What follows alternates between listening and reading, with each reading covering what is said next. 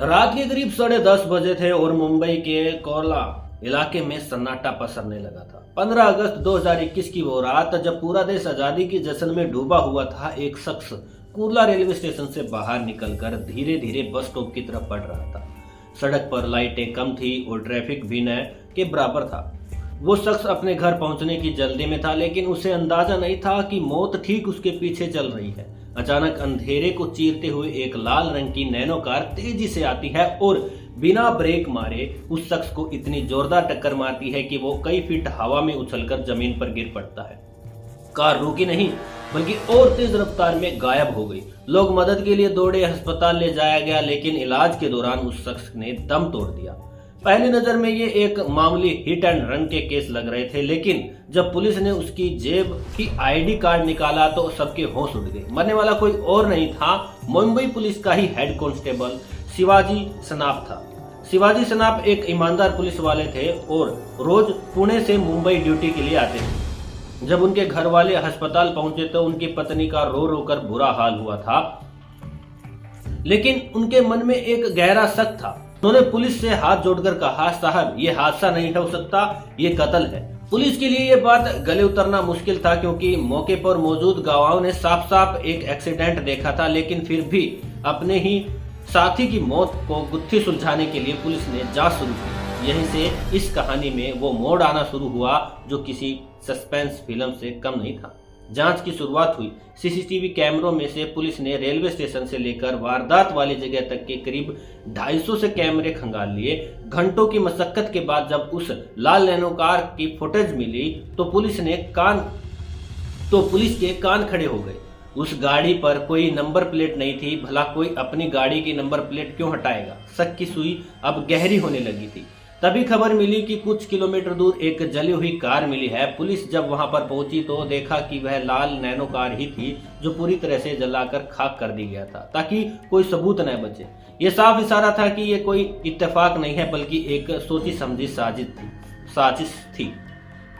अब सवाल ये था कि एक हेड कांस्टेबल की जान के पीछे कौन पड़ सकता है। पुलिस ने शिवाजी के पुराने रिकॉर्ड खंगाले तो एक नाम सामने आया, शीतल पंसारे। शीतल खुद एक पुलिस कांस्टेबल थी और पहले शिवाजी के साथ ही काम करती थी। पता चला कि शीतल ने शिवाजी के खिलाफ छेड़छाड़ और मारपीट के केस को दर्ज कराए थे। क्या एक पुलिस वाला अपने ही सीनियर को मारने के लिए कातिल बन सकती है? पुलिस ने बड़ी चालाकी से शीतल की लाइफ में झांकना शुरू किया। उन्होंने शीतल के सोशल मीडिया अकाउंट चेक किए और वहां उन्होंने एक लड़का मिला, धनराज जाधव। पुलिस को लगा कि शायद धनराज ही वो कातिल है। टीम चेन्नई पहुंची और धनराज को उठा लिया, लेकिन जब धनराज का चेहरा सीसीटीवी फुटेज से मिलाया गया तो वो मैच नहीं हुआ। हालांकि धनराज ने जो सच बताया उसने पुलिस को हिलाकर रख दिया। धनराज शीतल का पति था, जिससे शीतल ने सिर्फ 5 दिन की चैटिंग के बाद शादी कर ली। शादी के तुरंत बाद शीतल ने अपने पति से कहा था कि शिवाजी सांपे को अपनी बस से कुचलकर मार डालो। जब धनराज ने मना किया तो शीतल ने उस पर केस कर दिया और वो चेन्नई भाग गई। अब पुलिस को समझ आ गया था कि शीतल कितनी खतरनाक हो सकती है। तफ्तीश आगे बढ़ी तो पुलिस का ध्यान शीतल की बिल्डिंग की एक सिक्योरिटी गार्ड के बेटे पर गया, जिसका नाम था विशाल जाधव। विशाल की उम्र सिर्फ 18 साल थी और वो शीतल के साथ अक्सर देखा जाता था। पुलिस ने विशाल को उठाकर जब अपने अंदाज में पूछताछ की तो वो टूट गया और सारा राज उगल दिया। शीतल ने 18 साल के इस लड़के को अपने प्यार में फंसा लिया था। उसे विशाल को यकीन दिलाया कि शिवाजी उसका दुश्मन है और उसे रास्ते से हटाना होगा।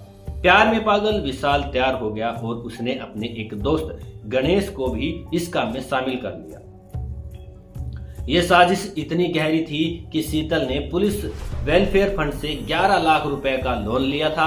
उसी पैसे से उसने पुरानी नैनो कार खरीदी और विशाल व गणेश को सुपारी दी।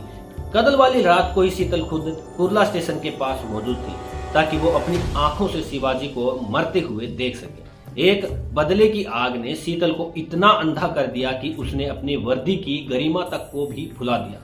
8 सितंबर 2021 को शीतल और उसके दोनों साथियों को गिरफ्तार कर लिया गया। ये केस आज भी याद दिलाया जाता है कि कैसे एक छोटी सी रंजिश और नफरत किसी इंसान को हैवान बना सकती है।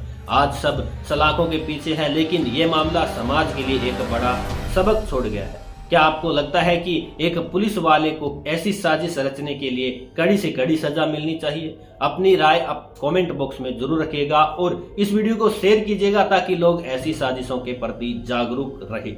सेफ रहो, सुरक्षित रहो। जय हिंद, जय भारत।